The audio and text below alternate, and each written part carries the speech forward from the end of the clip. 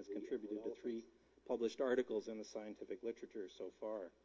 In addition to his animal experience outside of the classroom, including a stint at Little Ray's Reptile Zoo, ask him about that one day, Chris was on the university rowing team, contributed to the campus newspaper, and acted as a mentor to foreign exchange students. He's been an amateur audio engineer, producer, and studio musician for the past 10 years. And, if that isn't enough, he homebrews a number of specialty beers, including a raspberry chocolate stout. Chris.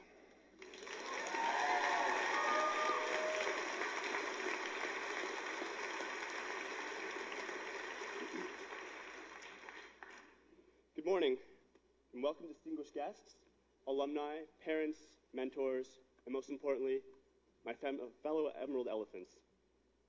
On behalf of our class, I would like to thank the Canadian Veterinary Medical Association, the Ontario Veterinary Medical Association, the College of Veterinarians of Ontario, and the Ontario Veterinary College Alumni Association for their warm welcome into this great profession and for helping make our transition to student veterinarians that much better and that much easier. I'm sure many of you have already experienced the expectations that the general public has of veterinarians almost immediately after we received our letter inviting us to join the class of 2014. For me, I remember a neighbor calling me to congratulate me on my admission, which was then quickly followed by a request for information on how to stop their cat from destroying their brand new leather couches. It has been an abrupt change, but it has also been a very positive one. It is also important to thank the friends and family who are here today who have helped us and supported us through the stress of applying, interviewing, and waiting to find out if we had been accepted, as well as those mentors who took us under their wing and shared their passion and knowledge for the profession with us. When I look at our class, I don't just see 115 people who will graduate in 4 short years as new, fresh-faced veterinarians. I see that the incredible potential that each and every one of us has will be widespread, not just on the animals that we treat, but on the people who rely on these animals as well, whether it be for companionship, their livelihood, or even for sustenance. Whether you hope to be working in a clinic, providing care for a client's treasured furry family member, out in a far-off country treating exotic wildlife, or ensuring that the meat and poultry our province eats is safe for consumption, know that your work will always be far-reaching. That isn't to say it will always be easy. Every once in a while, when I was faced with adversity in my life, my father, who, in his infinite wisdom that all parents seem to have, would tell me, would quote an ancient proverb to me. That quote has kept me grounded throughout my life, and in anticipation of the trials and successes that we have over the next 4 years, I would like to pass this story on to you. In an ancient kingdom, a king asked his wise men one day to invent him a sentence, always to be visible, that would be true and appropriate at all times and in all situations. After careful consideration, these wise men returned to the king and presented him with these words, "And this too shall pass away." So when you feel completely overwhelmed by the amount of work we will have to put in during our studies, remember, this too shall pass, and things will get better. But also, don't forget these words on days like today, the great ones, for these too will pass. So instead, stay humble, and make sure and take every opportunity you can to make the most of these special days, for they will always disappear too soon. Congratulations, elephants. Let's make the most out of this day.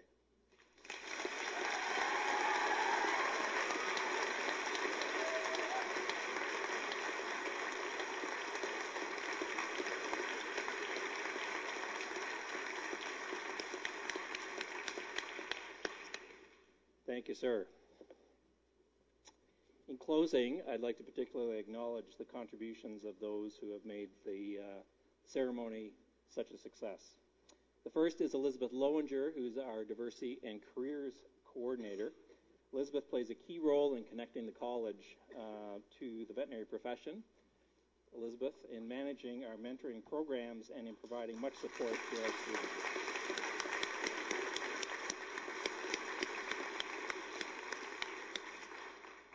Others who contributed a lot today and warmly welcomed you when you arrived in the hall: Sarah Taylor, class of OVC 2013, and classmates Michelle Horton, Cara Toscano, Natasha Hasotra, and Lucy Fernandez. Thank you very much for everything you've done.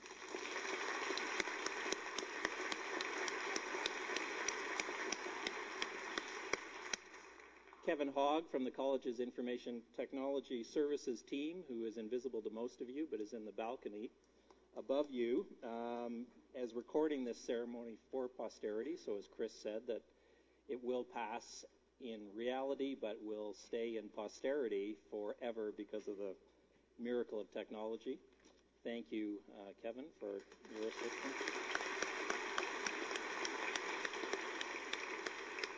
And Dr. Abrams-Ogg, who is a faculty member of the Department of Clinical Studies, who brought us into the hall in a very traditional way. And Dr. Ogg had to go on to another commitment, but we certainly will pass on thanks to him for adding that extra touch to our ceremony today.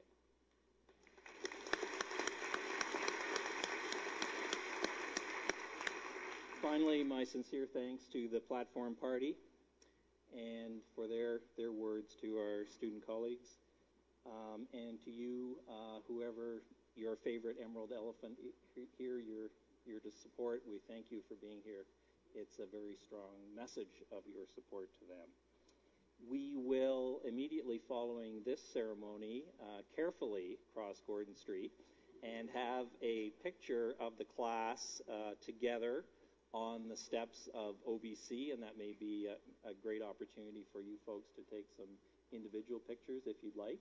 And then we will go down Gordon Street and cross at the crosswalk, please, to a reception in the atrium of the Science Building, and the folks here most of them will know where that is, but just follow everybody else and you'll get there. And I look forward to being able to talk to some of you at the reception. So thank you once again.